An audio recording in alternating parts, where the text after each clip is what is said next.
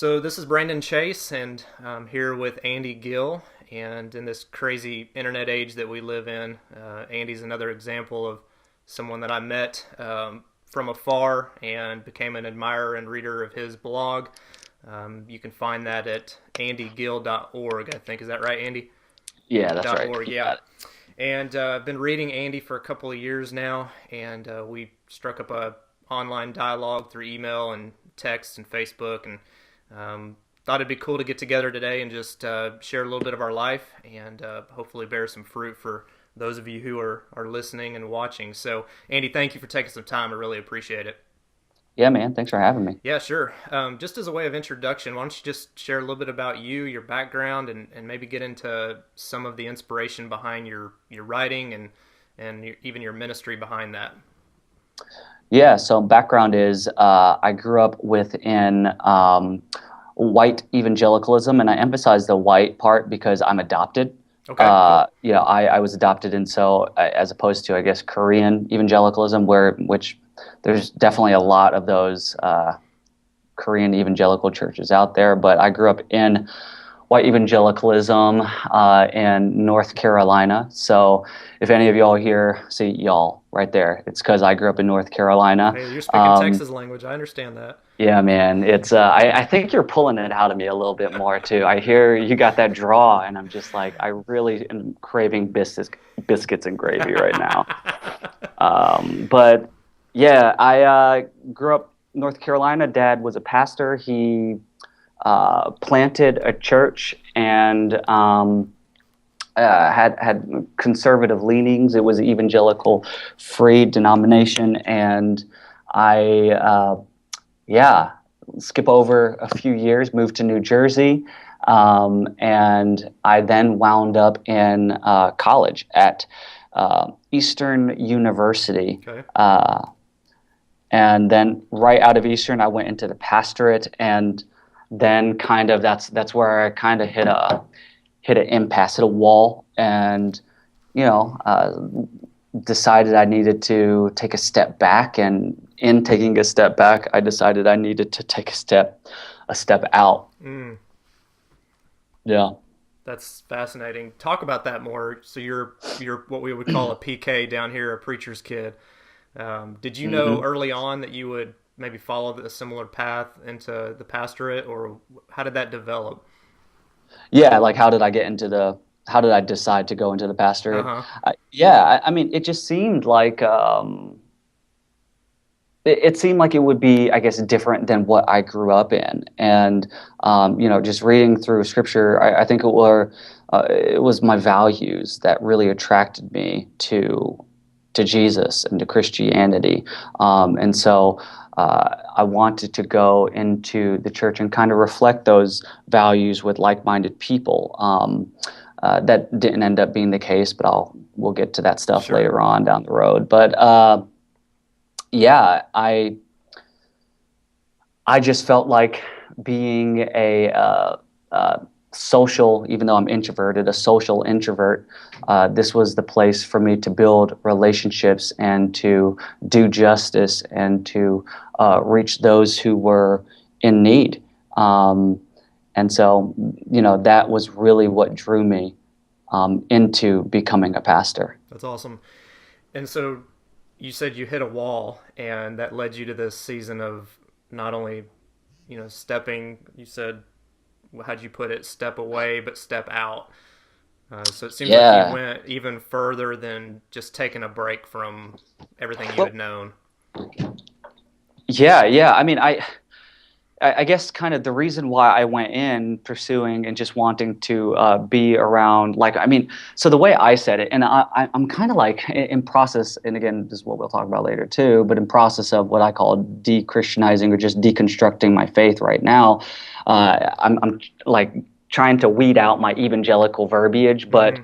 uh, but yeah, I guess it's like in Philippians where Paul's talking about, the goal. It's pressing towards the cross of Christ and suffering for the sake of Christ. And so I really just envision this group of men and women coming together, and despite any cost pursuing the cross of Christ, knowing that someday we're going to get nailed to that cross of Christ. And so that's why I went into church, but the lack of that is why I left the church, Mm. and why I said, I just don't think that I can ethically be a part of this anymore. So it was an ethics question for you. You felt Oh yeah. the difference between what you were pressing towards, as you said, what you were drawn in by from a childhood, what you were really Yeah. desiring to experience. That there was such a lack of that that it became an ethical conflict for you. Yeah, definitely. I mean, I think if anyone has heard of him or have not heard of him, they should definitely check out Reinhold Niebuhr. He writes a lot of great stuff in regards to Christians, evangelicalism, and ethics. And it just seemed as if we were more inverted than we were extroverted, and I don't mean that in necessarily an internal of who you are as a person, but I just mean that in regards to uh, our view of the gospel. Yeah. Yeah, it was more about us than it was about helping the other. Hmm. You mentioned justice earlier, and just knowing the theme of your blog a little bit. You write about church and you write about relationships and faith, and but you also specifically have a heart for justice, and you mentioned the other just now. What are you experiencing on quote unquote the other side? Having come all the way out and Yeah. deconstructing your faith and finding faith in new ways. I don't want to put words in your mouth, but are you finding a fresh perspective and even a new life, maybe that you hadn't seen before in the areas of faith and church and justice? Yeah, absolutely. Um, Absolutely. I think it's more so a sense of a liberation, a sense of liberation that I've been finding, and yeah, it feels as if there's a weight that's been lifted off of my shoulders, Mm.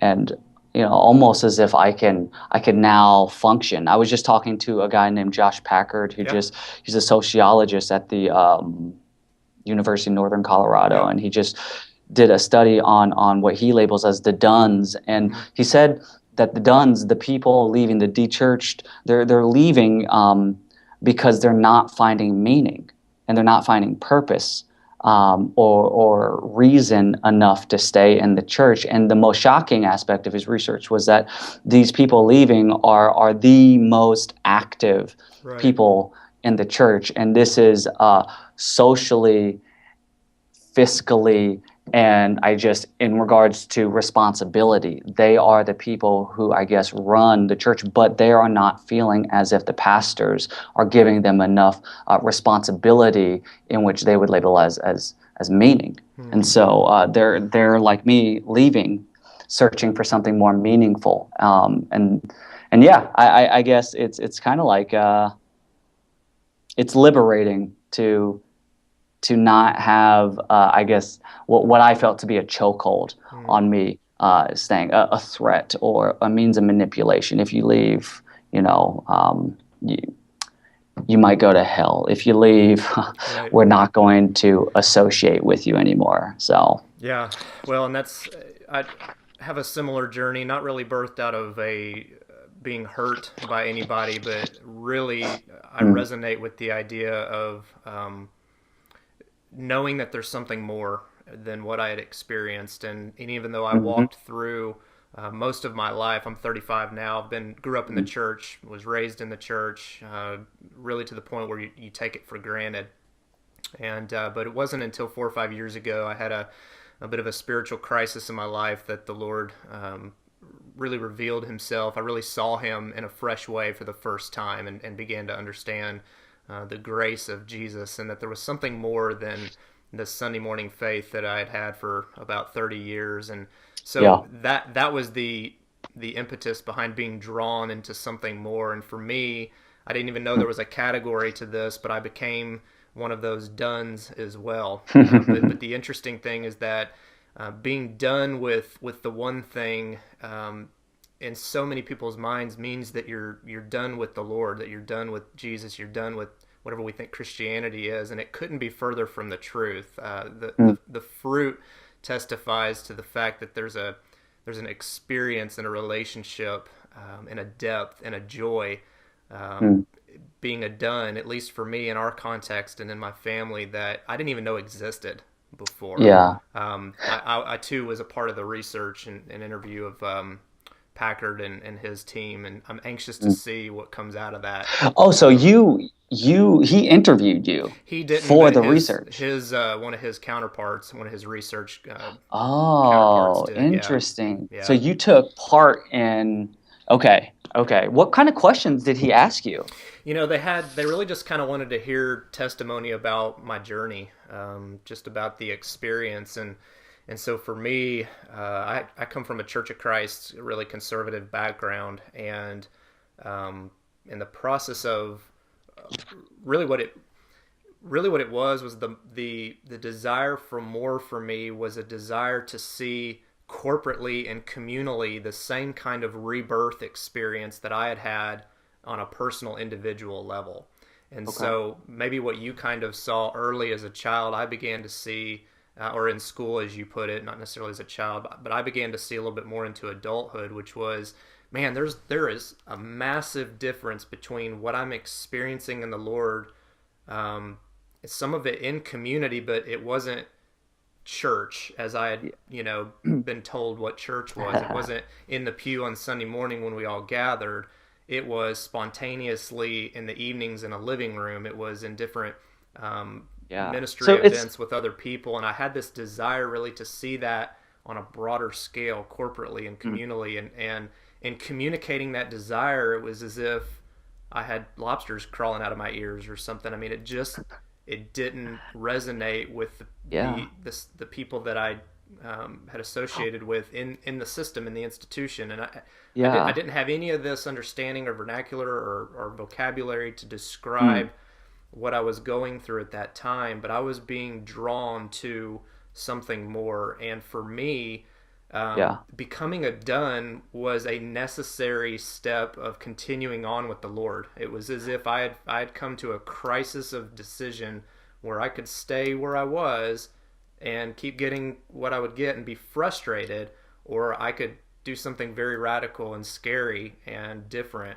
And in that process, it was just taking a break from everything that I thought, kind of in your words, I stepped away and then found out that there was nothing to go back to. The Lord's life is within and all around. And that's not a judgment on the system, except to say that there's more there. And I've been experiencing that now for a couple of years now. So really it was just me sharing the specifics about that story to Packard and his team. And I'm anxious to see what they do, because evidently they talked to over 100 folks there. So it'll be fascinating what the stories, if they have a common thread or theme to them. Yeah. That's really interesting. So are you a seminary guy? I'm not. Nope. Okay. No, not a seminary. I'm a business finance guy.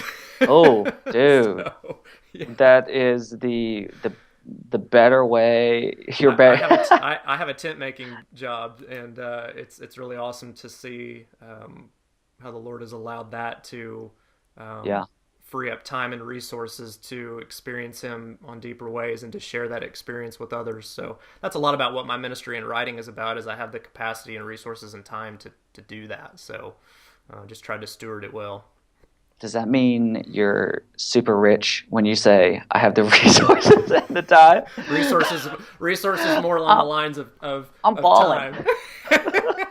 So I got nothing but time to. No, that's not what I meant. You're every pastor listening to this resents you. I know. That's that's awesome, man. Yeah. So then, not a seminary dude. I guess. Let me ask this question real quick, and then I gotta pee real bad. Okay. So I won't hang up, but the question, so that we can start back up, is you don't have to edit this part out. I don't care. Everybody pees, people. They So do. like, It's all good. um, yeah, I guess theologically, my question for you would be where do you stand now, and has anything changed for you? Because it sounds like you're still very much part of the Christian, I guess the evangelical culture, and so I would love to dig deeper into why you've stayed within the evangelical culture. It seems I could be wrong, so if not, maybe I could say I haven't. That's a misunderstanding, but uh, That's a good question. I don't know where I stand really on any of it. There's very few absolutes anymore. So in terms of your second question, what's changed? Everything has changed, and it continues to change. mm, And I'm very comfortable with that now. I think that that's the very heart of metanoia, changing your mind. I think um, the more you know about the heart of God and this indwelling life of Christ and the Spirit that testifies to these things, um, your mind is changed over and over and over again. I believe that's at the heart of transformation. And so, so much has changed, and so much continues to change for me. In terms of labels, not coming from a seminary or theological background, 4 or 5 years ago, I couldn't even tell you intelligently what evangelicalism was. And so that's one aspect that's changed, is just an understanding that, wow, there's a lot of buckets out there, and there's a lot of labels, a lot of ways we want to define ourselves and define the other. And mhm. I don't like that. I think, obviously, in some ways, labels are needed to help us organize thought.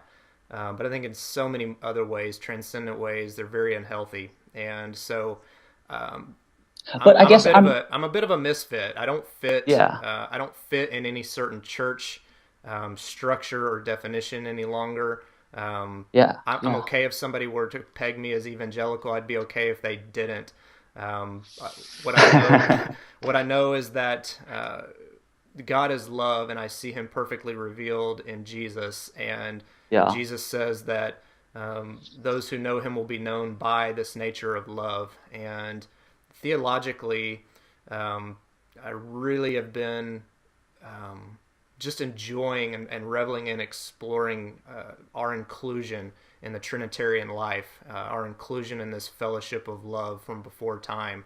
Okay. And if I want to be known by anything, I want to be known by expressing this nature of love that I think is our true source and our true essence. Okay. Okay. So I guess to backtrack a little bit, a lot. So when I say evangelical culture, I don't necessarily mean the label as you as a person are labeled as an evangelical, Okay. but just in regards to the verbiage and a lot of the language. So I think, like for instance, to say, the inclusion within the Trinitarian, and that a lot of your life and your way of thinking, and I don't know the word, the metanoia, Mm-hmm. or you're given, is that like the spiritual version of epistemology?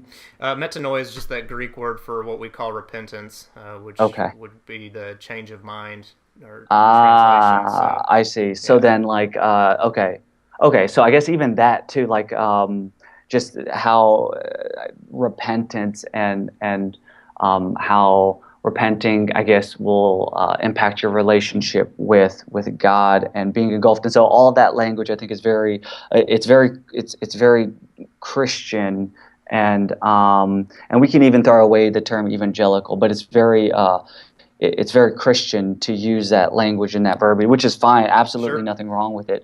But I guess what has made you hold on to that, and more specifically, why believe um, repentance is necessary, or relationship with God is necessary, or the Trinity um, even exists, Mm, sure. and that yeah. So I guess theologically, all of that stuff, it's what why have you held on to all of that stuff, and yeah. Yeah, it's good. Um, I think that we could go so many directions with that. Um, Ultimately, I believe that there's a source, and that all of creation testifies to this source. So, um, without trying to get into, exegesis and biblically, defending everything, which that's not necessarily what I'm about. I think that obviously there's scriptures that would resonate with what I'm saying here, that all of creation testifies to this divine reality. And so I believe in that. And I believe that we're not here on accident. I don't believe my life is an accident. I believe that it has purpose and intention, as does yours and as does all of humanity. And so I guess at the core of why I hold on to something, it's just seeing everything around me and thinking on a deeper level that this is not an accident. This has purpose and this has meaning. And so there's something or someone or some force, which I would call the Trinitarian life, behind what we see in nature and in each other and in humanity. And so much of my journey now is understanding where has this gotten wrecked and messed up, and if we diverted off the intention at some point as a humanity or as a species, then what was the original design? What was the original intent? And to me, I come back to this idea that Father, Son, and Spirit existed from before creation, and in their heart was us, was you, was me. And the whole message of the gospel to me has become Jesus revealing perfectly this Trinitarian life, and in specifically his Father, this Creator God, this essence, this being of love that holds all of life together, and that we've been included in that life, which astounds me and stuns me. So you have maybe more of a universalistic way of looking at theology. Absolutely, or yeah. salvation. Yeah, Okay. I wouldn't say that's been my belief or understanding It's cool. For most of my life, but certainly That surprises me. It's cool. Yeah. Well, I believe that the gospel is universal. I believe that God's life and his love and what happened on the cross is universal, that all were included in death through Adam, the fallen nature, the flesh nature, the old man, all these terminologies, those were included in death, and gloriously all were included in life and resurrection. And so that includes all of mankind, all of humanity. And so to me, I'm seeing beyond the labels and the religious definitions of our time, to see to the humanity and the divinity in oneness in every person. So somebody can tell me that they may be Hindu or a Jew or an unbeliever or an atheist, and to me that doesn't cloud anymore how I would receive them. I see more and more I see a brother and a sister, and I respond to them from this essence of love that I know I'm included in.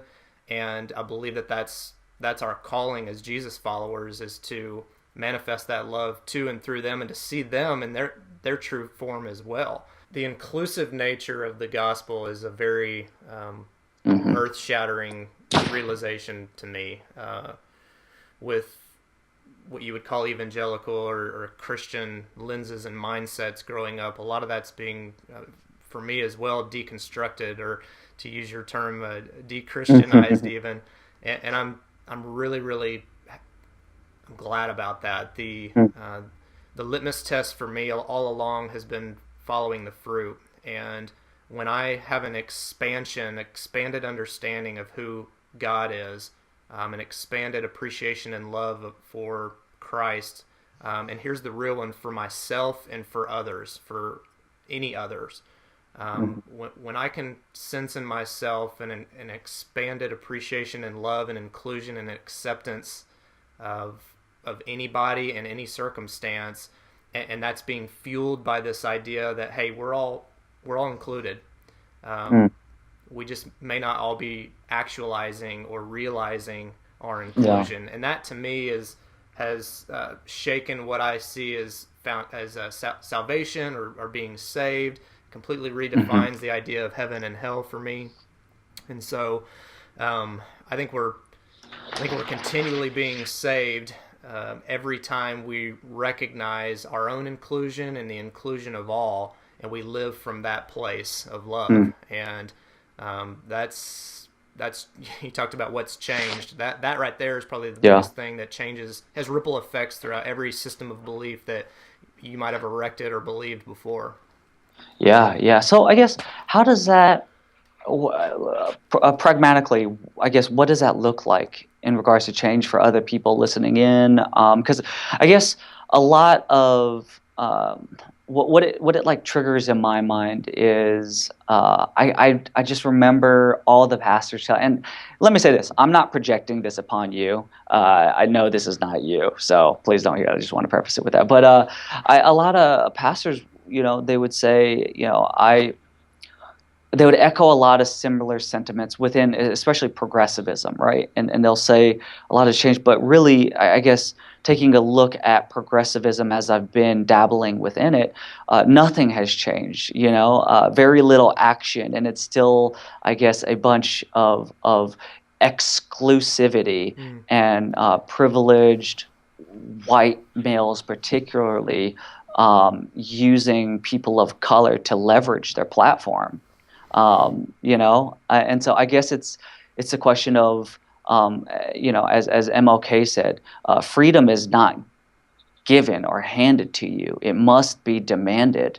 Um, and and uh, and yeah, so I guess it's the question of in your life without the demanding, what has changed, practically speaking, that has been more inclusive to the oppressed and to the poor and to the powerless and undignified. Yeah, that's really good.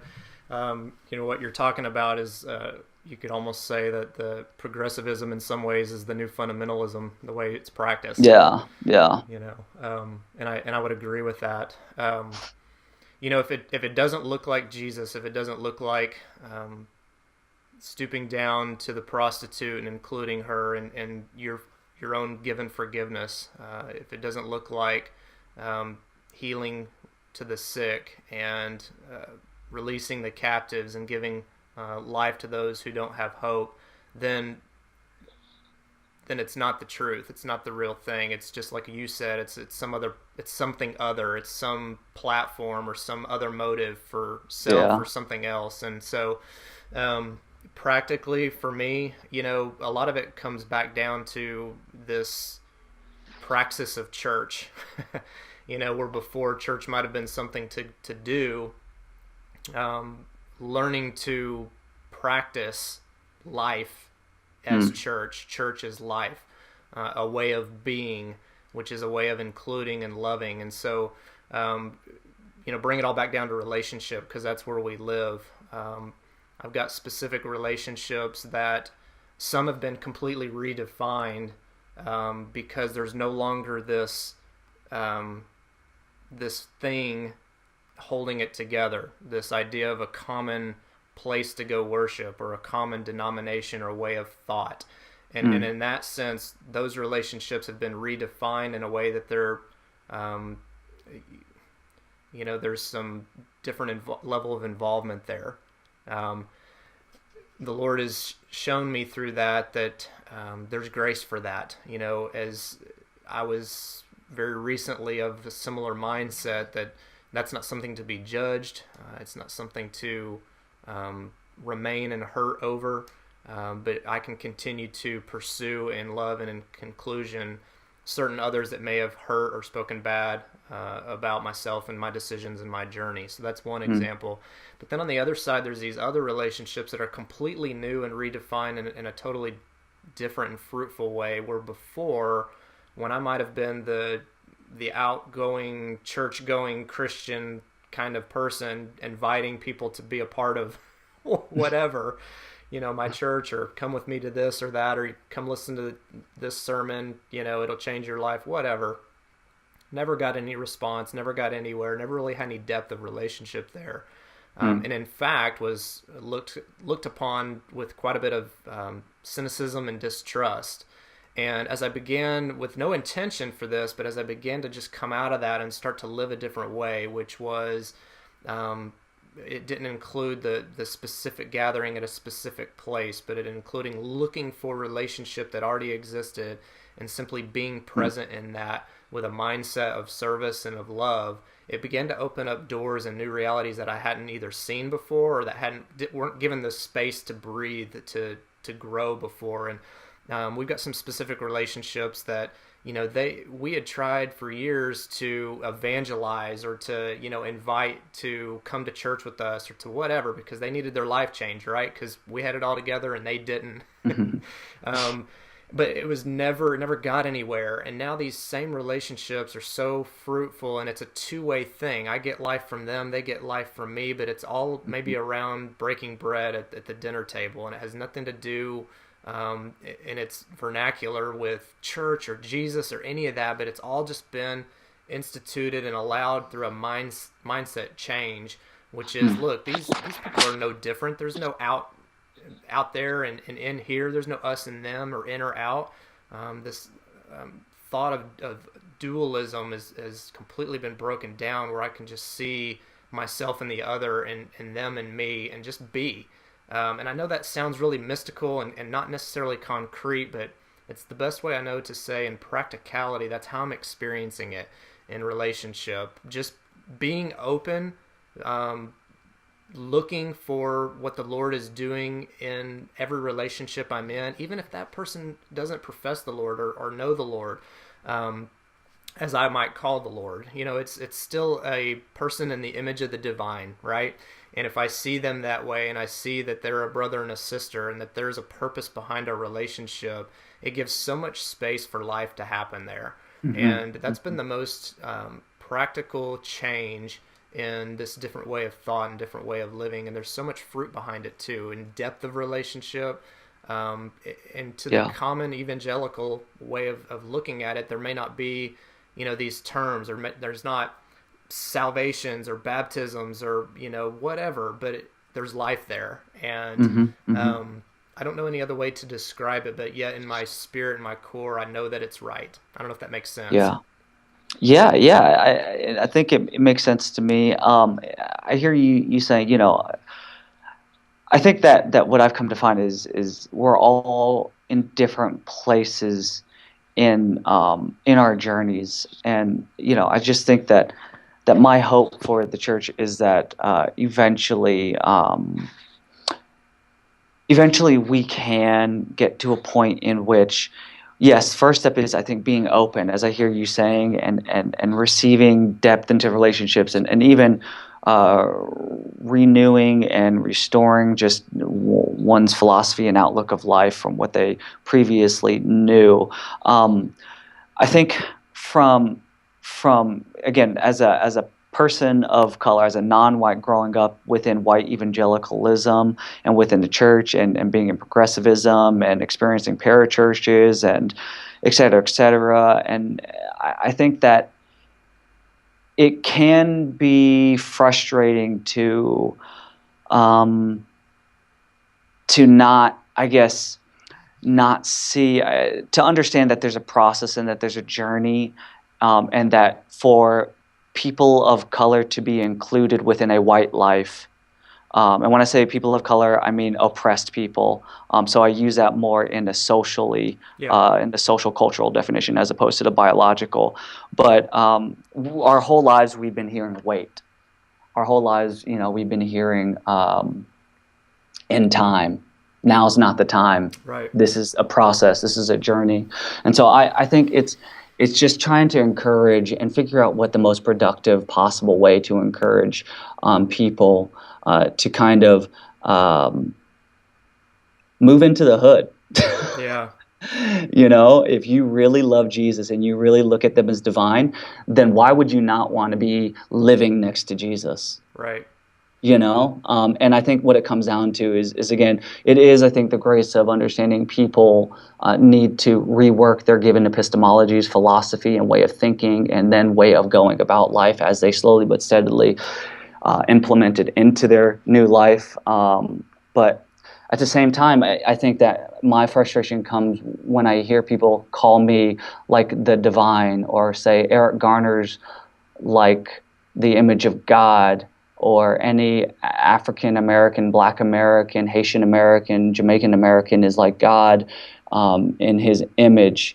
I just don't know if they believe that practically, Yeah. because we look at our nation and we look at the incarceration, and then we look at the life of the individual Christian, and nothing is changing. Yeah. And I think this is where Martin Luther King speaks words, and this is where his personality and life was co-opted by a white supremacy of relabeling him in this pacifistic, non-coercive joke. That's not MLK. Anybody who reads, Birmingham letters from Birmingham jail, it's obvious where he says, "Listen, uh, freedom is not going to be handed to you. We must use force. We must use coercion. We must use our anger." And he was asked in one of his last interviews, and people don't know this about him. He was asked in his last interview, what was it? They said, "What was your biggest mistake?" And Christians don't know about this mainly because it was published in Playboy. He said, my biggest mistake was entrusting and he literally said, the Southern white pastor. He said, "I thought they were good people." And they're nice people. They're really nice, but he made a shot and said, I was wrong. I thought they were going to be on our team. They're not. They just accused him of creating too much tension and fire. And so I think that's kind of where it's as I'm going through my journey, it's really looking for communities that are willing to not just say, but act and live out what they're saying, that Eric Garner reminds them of Jesus Christ. Yeah. Yeah, the Ferguson story obviously recently was one of the greatest examples of that, and that story really bothered me, in a lot of ways, and it was one of those things that as somebody who processes through writing was even difficult to begin to put words to what was unfolding there. I made a couple of attempts at it, but what I ultimately landed on, that I still am sitting with, is that in the people and the names and the faces of Ferguson and the Darren Wilsons and the Michael Browns and the city of Ferguson and the response was revealing a bigger picture reality about our humanity, Mm-hmm. that we still very much separate, and we play the other, and we live from our own separation. And what I mean by that is that we insulate ourselves within our own subcultures or groups or socioeconomic statuses and race and our own cultures. And this has ripple effects in every part of our life that Mm-hmm. that we have for far too long, even after a wonderful people justice speakers like MLK, we've forgotten, and that we need to restore an urgency of, and I think as I'm thinking through this, it's rooted in this lack of seeing on an individual sense, and then in a universal sense that we all belong. When you don't know in your heart that you are included and accepted and loved and that you belong, then you will behave, you will manifest outwardly in words and thoughts and actions in a way that expresses this fear of not being included. You will relate to the other in a way that they're not included with you. And whatever restoration looks like, I think it begins with an understanding, each to his own and then one to another, that we're included. And that transcends color and background and race and status. But does it? I think it does. Because it hasn't. And I agree with you. It hasn't, but I think in its truth and its reality, it does. But that's not we're not seeing that, and that's why it hasn't caused any change. And I think that this, for me anyway, this is the Right. opportunity of our inclusion. This is the opportunity of the gospel, is that there's not a future time. Like, this is the time. The Lord is in and with and amongst his people, and that's all of us. And we have a co-responsibility, a co-privilege to be the incarnation, the Yeah. continued message of love and inclusion one to another. And that does transcend race and color from his perspective. So But then we've from, lost that. I guess, what would you say that would look like? I think that it has to start where you are. You, I think a lot of times we want to go big and then move it back down to the core. But for me, really practically, that started with my marriage and with my family. And obviously, I have a white wife and white kids, and so there's not a race or a culture or socioeconomic status issue or difference there.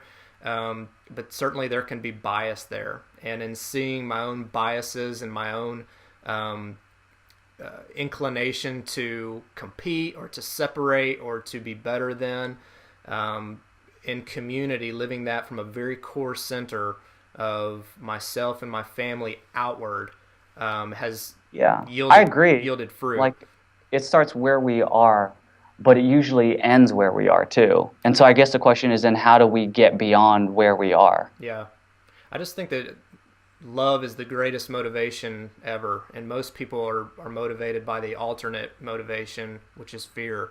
And it seems weird to But say, love is such an abstract word. Practically, what is love? You know, like love, uh, they called MLK unloving because he said to the white oppressor, "Don't we don't start where we are.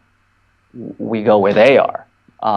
And he used the incarnation as an example and said, Jesus went where they were. yeah, Um, and I think what might be big for us is really not big at all. And I think, in my opinion, any privilege, any Korean American, Chinese American, that's a non-Southeastern Asian American, meaning you're privileged, you're conflated with whites. For all of them listening, fucking do something. It's evil. It's wrong. It's like if they read any of MLK's books, they would see and they would know that they are the oppressor. They're the very ones that they're not. They're Egypt. They're not Israel. And so I think that's kind of where it's coming out. Is I just look at a lot of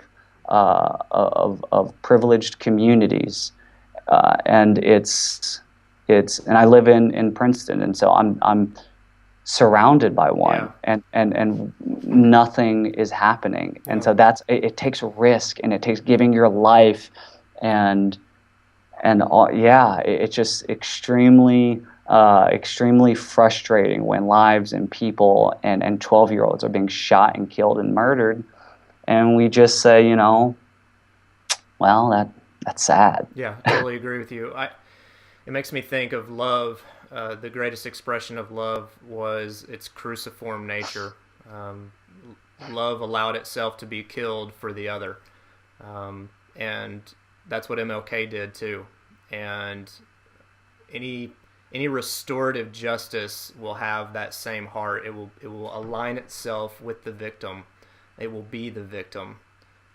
Yeah, it will be the oppressed in a cruciform nature, out of love yeah, for love to demonstrate love, and in doing so, it undoes or disempowers these powers of oppression, and practically how that plays out, I don't know, but I know that it starts from that definition.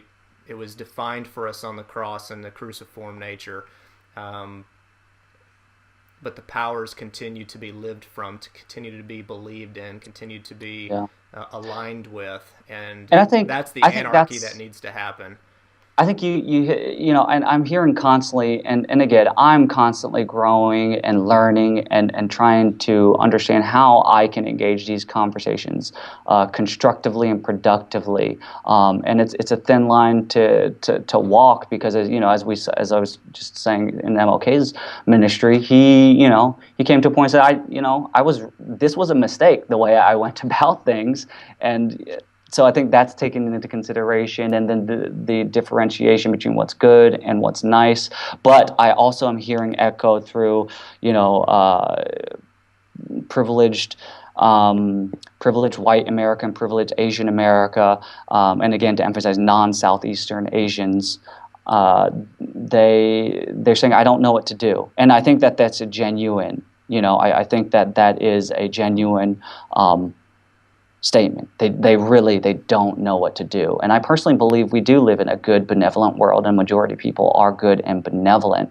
But at the same time, I do think a majority of us are cowards, myself included. And so it's really thinking, okay, then I'll write a blog about this, and like you, that's my way of journaling. 90% of the things I write, I don't post because it's just like, this is TMI. So I think that it's I'll write out something, I guess, practically speaking, as to what we as privileged folk can do to pick up our crosses and carry them, and understanding that this is pursuing meaning. And even like Viktor Frankl, right, who went through the Holocaust, right. And he's saying that this sacrificial way of living is life.